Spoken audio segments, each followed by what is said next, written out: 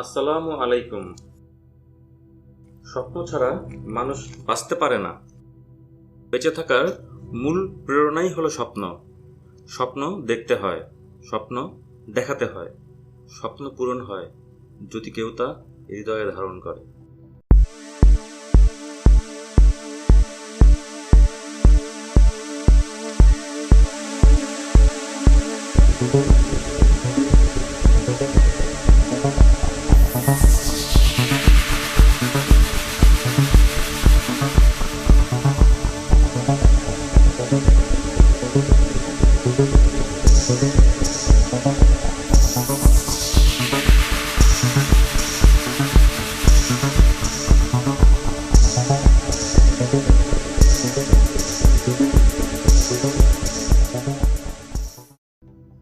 আনুমানিক খ্রিস্টপূর্ব ৩৫০ সালে চাইনিজরা সর্বপ্রথম বাঁশের ফ্রেমে কাগজ লাগিয়ে আকাশে ঘুড়ি ওড়ায়। তখন থেকেই মানুষ স্বপ্ন দেখে আকাশে উড়বার। মাত্র ১৫০ বছর পূর্বেও অধিকাংশ মানুষ বিশ্বাস করত মানুষ কখনোই আকাশে উঠতে পারবে না। এটি কিছু মানুষের নিছক পাগলামি আর ভয়ঙ্কর খেয়াল ছাড়া কিছু নয়। ১৯০৩ সালে রাইট ব্রাদার্স সর্বপ্রথম বাতাসের থেকে ভারী ইঞ্জিন চালিত নিয়ন্ত্রিত এয়ারক্রাফট প্রদর্শন করে। প্রথমে অরভিল রাইট মাত্র ১২০ ফিট দূরত্ব অতিক্রম করতে সমর্থ হয় ১২ সেকেন্ডে। তারপরও তার পরীক্ষাটি ছিল সফল। ১১৮ বছর পর ২০২১ সালে বিমান ১০,০০০ কিলোমিটার পথ একবারে পাড়ি দিতে সক্ষম। তাই স্বপ্ন দেখতে হয়, স্বপ্নকে তাড়া করতে হয়, তবেই তো স্বপ্ন ধরা দেয়।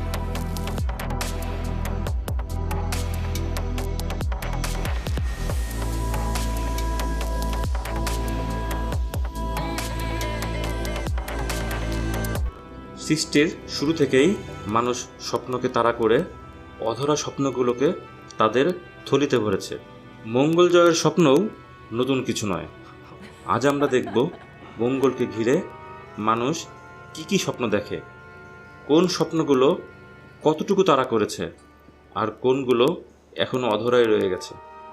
মঙ্গল গ্রহে অভিযান, অগ্রগতি ও এর ভবিষ্যৎ পরিকল্পনা সম্পর্কে জানতে আমাদের সম্পূর্ণ ভিডিওটি দেখুন। যারা আমাদের চ্যানেলে নতুন, সাবস্ক্রাইব করে আমাদের সঙ্গেই থাকুন।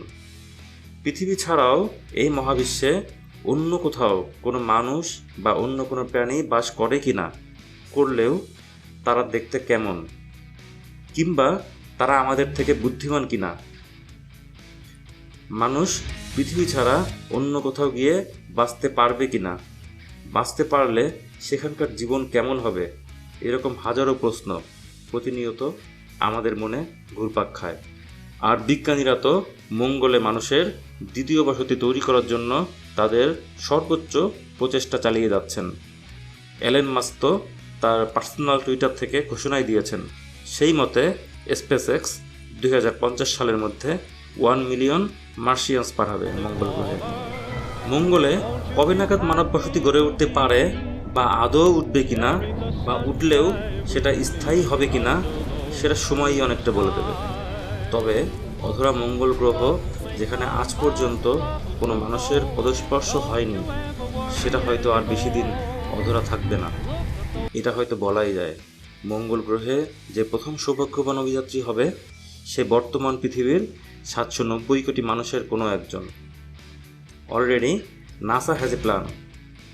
২০৩০ সাল নাগাদ তারা হিউম্যান স্পেসক্রাফট পাঠাবে মঙ্গলে। এখন জানা প্রয়োজন মঙ্গল গ্রহ সম্পর্কে আমরা কতটুকু জানতে পেরেছি, আর সেটা যথেষ্ট কিনা টু ডিসাইড হোয়াট নেক্সট। রাতের পরিষ্কার আকাশে দ্বিতীয় উজ্জ্বলতম গ্রহ যেটা খালি চোখে দেখা যায়, সেটাই মঙ্গল গ্রহ বা রেড প্ল্যানেট।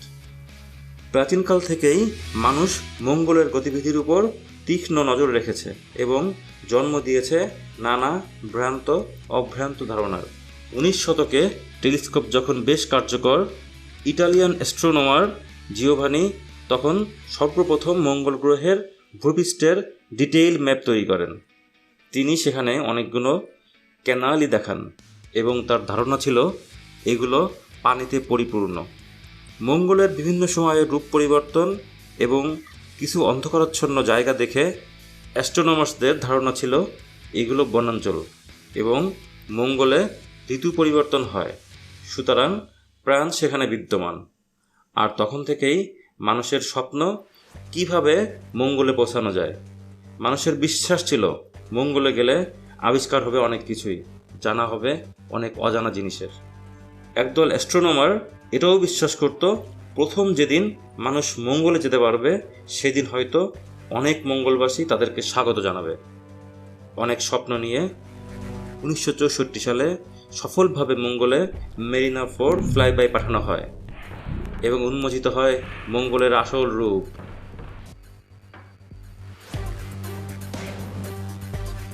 মানুষের অনেক স্বপ্নের ইতি ঘটিয়ে মেরিনা 4-এর পাঠানো ছবি থেকে বোঝা যায় পৃথিবী থেকে যেটাকে বনাঞ্চল, কোনোটাকে ঋতু পরিবর্তনের প্রমাণ মনে করা হতো, সেগুলো আসলে মঙ্গলে বয়ে যাওয়া অবিরত ধূলিঝড় আর খানিকটা অপটিক্যাল ইলিউশন।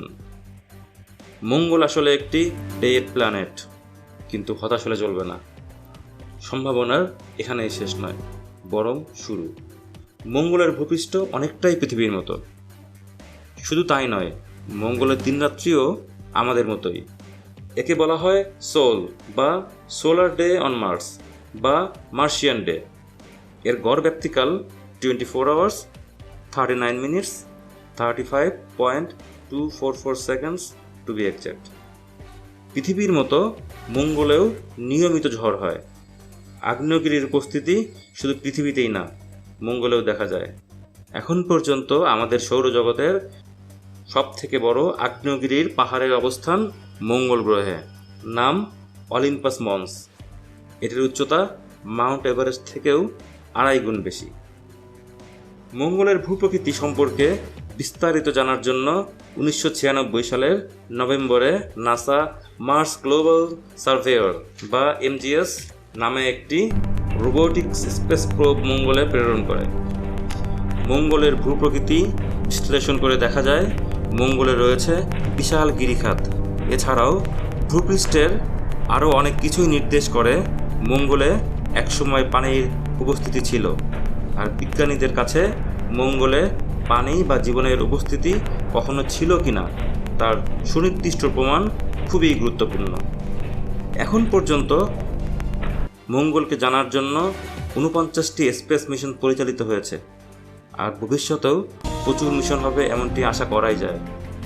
এটা যে শুধু মঙ্গল জয় বা মঙ্গলে মানুষ বসতি স্থাপন এমনটা নয়, এটা মানুষের সক্ষমতার পরিমাপক। এটি স্বপ্নের সুতা। এটি হবে ইঞ্জিনিয়ারিংয়ের চরম উৎকর্ষতার প্রমাণ।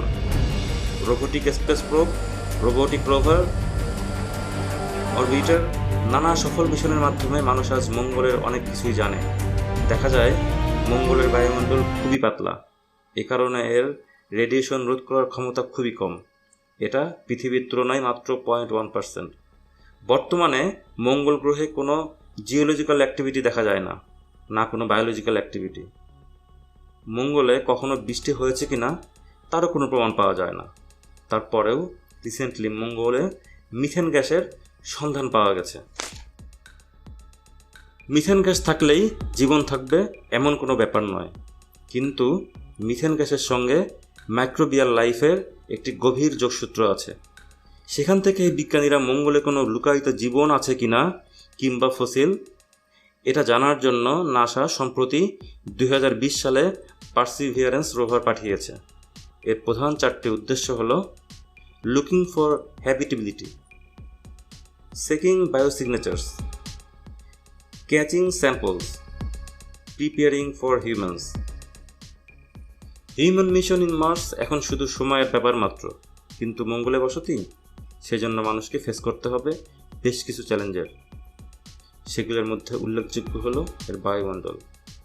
মঙ্গলের বায়ুমণ্ডলের 96% কার্বন ডাইঅক্সাইড, 1.93% আর্গন এবং 1.89% নাইট্রোজেন।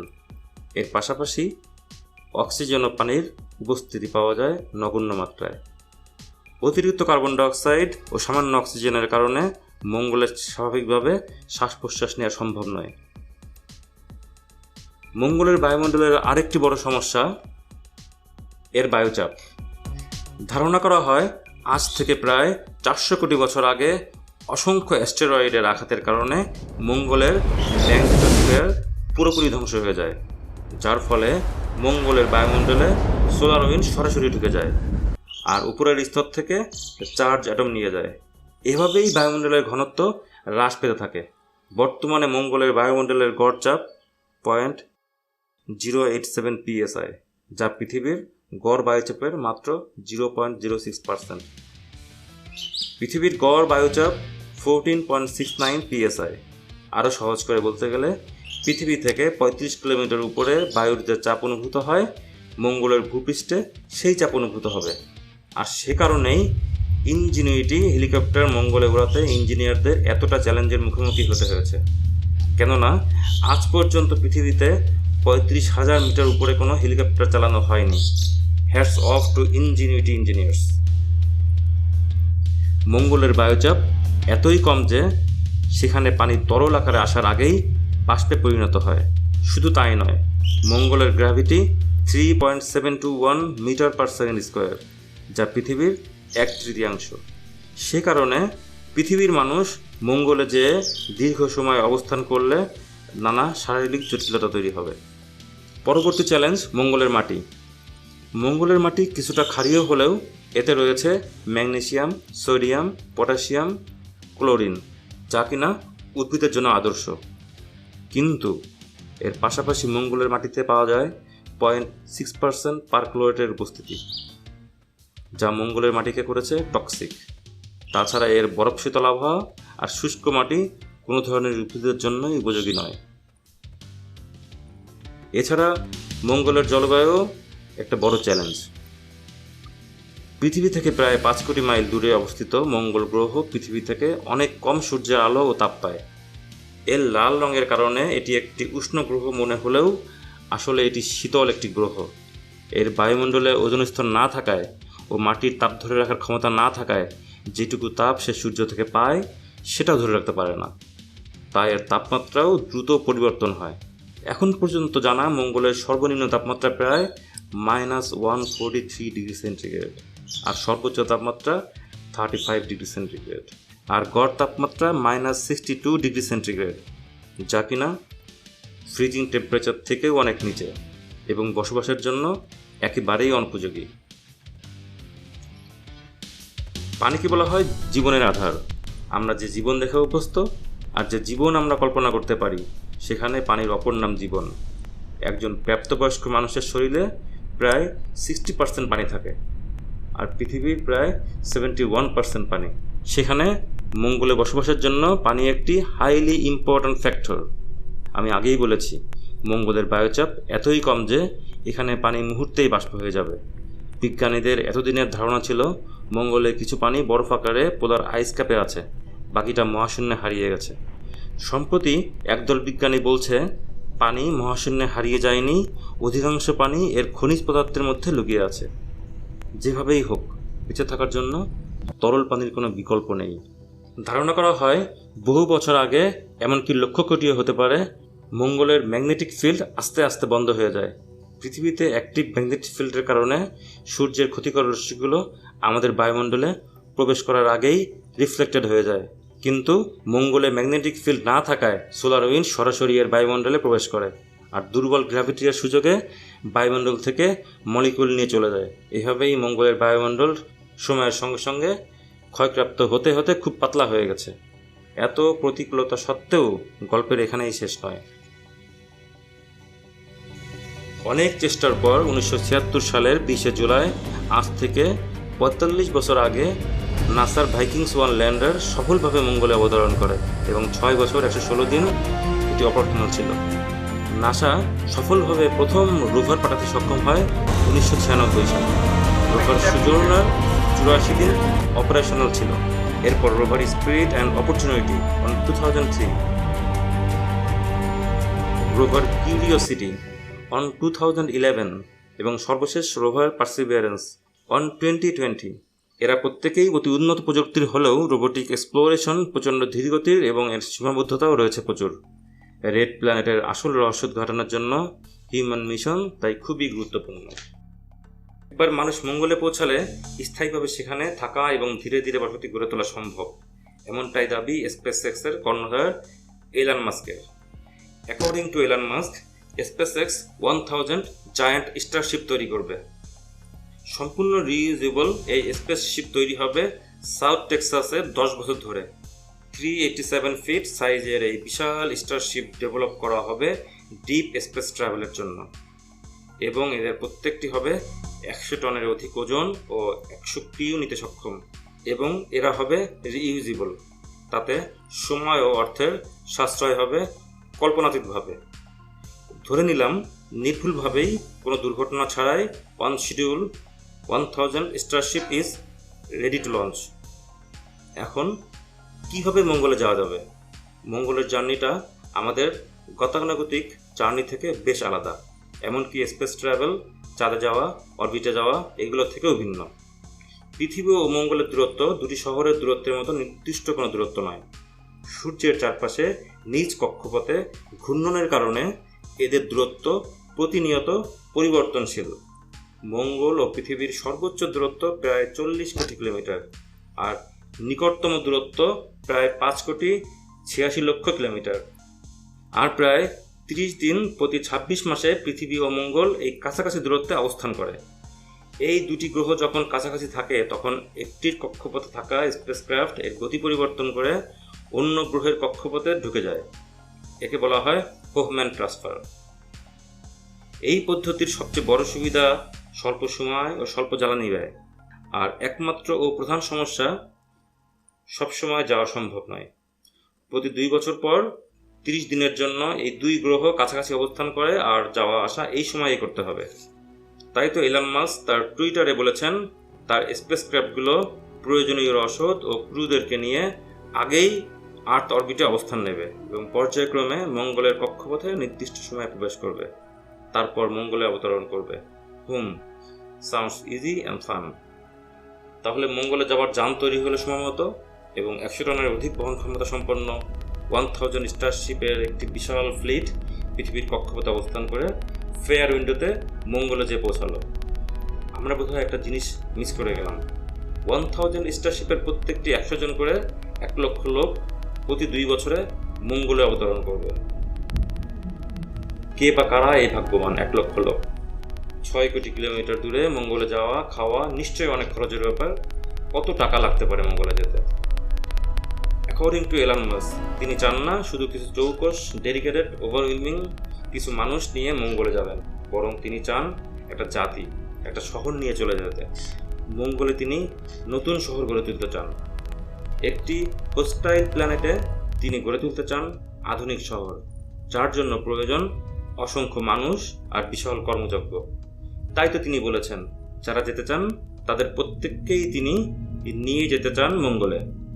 আরও আছে, তিনি এও বলেছেন যদি কেউ যেতে চায় কিন্তু অর্থ না থাকে তাতেও চলবে। স্পেসএক্স দিবে লোন, আপনি মঙ্গলে যেয়ে পরিশোধ করবেন। আপনার কি এখনো মনে হচ্ছে না দেরি না করে মঙ্গলে যাবার প্রস্তুতি নিয়ে নেই? মনে হলে ভালো, না হলে তাদেরকে বলি মঙ্গলে গেলে আপনার চাকরির অভাব হবে না। সে দায়িত্বটাও নিয়েছে স্পেসএক্স। চাকুরি যেখানে সোনার হরিণ সেখানে মঙ্গলে চাকরি। দেরি করবেন না, প্রস্তুতি নিয়ে নিন। শুধু এটুকু বলা যাবে না, পৃথিবী থেকে 6 কোটি কিলোমিটার পথ পাড়ি দিয়ে মঙ্গলে পৌঁছাতে কমপক্ষে 7 মাস সময় লাগবে। এই সময় স্পেস ক্রুদেরকে শারীরিক ও মানসিকভাবে কীভাবে চাঙ্গা রাখা যাবে? মঙ্গলে পৌঁছানোর পর আপনাকে একটা হস্টাইল ডেড প্ল্যানেটকে ফেস করতে হবে। আপনাকে একটি নিয়ন্ত্রিত জীবনের মধ্য দিয়ে চলতে হবে। আর যত কিছুই হোক না কেন, emergency supply, medical emergency, emergency evacuation or anything, 26 মাসের ভিতর পৃথিবীর থেকে না কোনো স্পেসক্রাফট না কোনো সাহায্য পাঠানো সম্ভব। এমনও হতে পারে যারা একবার মঙ্গলে পা রাখবেন হয়তো বা পৃথিবীতে আসতে পারবে না। তাই এই অতি উচ্চমাত্রার স্বপ্নটি অনেকগুলো যদির সমন্বয়ে গঠিত, কিন্তু কোনোভাবেই অসম্ভব বলা যাবে না। এখন প্রশ্ন, যদি এলন মাস্ক সফল হন, 10 লক্ষ লোক তিনি নিলেন মঙ্গলে, গড়ে তুললেন একটি নিয়ন্ত্রিত শহর, কিন্তু মঙ্গলে বসতি স্থায়ীভাবে করতে গেলে প্রয়োজন হবে লক্ষ নয় কোটি মানুষের। সেখানে মানুষ শ্বাস নিতে পারবে মুক্ত বাতাসে, কাজ করতে পারবে খোলা মাঠে, যেখানে থাকবে জীববৈচিত্র্য ও প্রাণী বৈচিত্র্য। এক কথায় গড়ে তুলতে হবে একটি সেলফ সাস্টেইনিং সিস্টেম, পৃথিবীর মতো, যেখানে বাইরের কোনো সাহায্য ছাড়াই বেঁচে থাকা যাবে কোটি কোটি বছর। কিন্তু সেটা কিভাবে সম্ভব? আমরা দেখেছি কতটা বিরূপ সেখানকার পরিবেশ মানুষের বসতির জন্য। বাতাসে প্রয়োজনীয় অক্সিজেন নেই, খুব সামান্য বায়ুচাপ, হাই রেডিয়েশন, প্রচণ্ড ঠান্ডা, তরল জলের অনুপস্থিতি, ম্যাগনেটিক ফিল্ডের অনুপস্থিতি, এরকম হাজারো সমস্যার সামনে নিয়ে কিভাবে এটাকে বাসযোগ্য করে তোলা সম্ভব? বিজ্ঞানীরা আশার কথা বলেছেন, তারা বলেছেন এটা সম্ভব। দীর্ঘ সময় নিয়ে মঙ্গলের ডাটা অ্যানালাইসিস করে তারা বলেছেন আজকের ডেড প্ল্যানেট মঙ্গল হয়তো কোনো এক সময় জীবনের অস্তিত্ব ছিল। হারিয়ে যাওয়া সেই পরিবেশ ধীরে ধীরে হয়তো কোনোদিন আবার জীবনের জন্য উপযোগী করে তোলা সম্ভব। বিজ্ঞানীরা এর নাম দিয়েছে টেরাফর্ম। টেরাফর্ম হচ্ছে একটি হাইপোথেটিক্যাল প্রসিডিউর যেখানে প্ল্যানেটারি ইঞ্জিনিয়ারিংয়ের মাধ্যমে বিরূপ বসবাসের অযোগ্য কোনো গ্রহকে সেলফ সাস্টেনেবল করে বাসযোগ্য করে তোলে। বাসযোগ্য শব্দটা খুবই ছোট, কিন্তু এর ব্যাপ্তি ব্যাপক।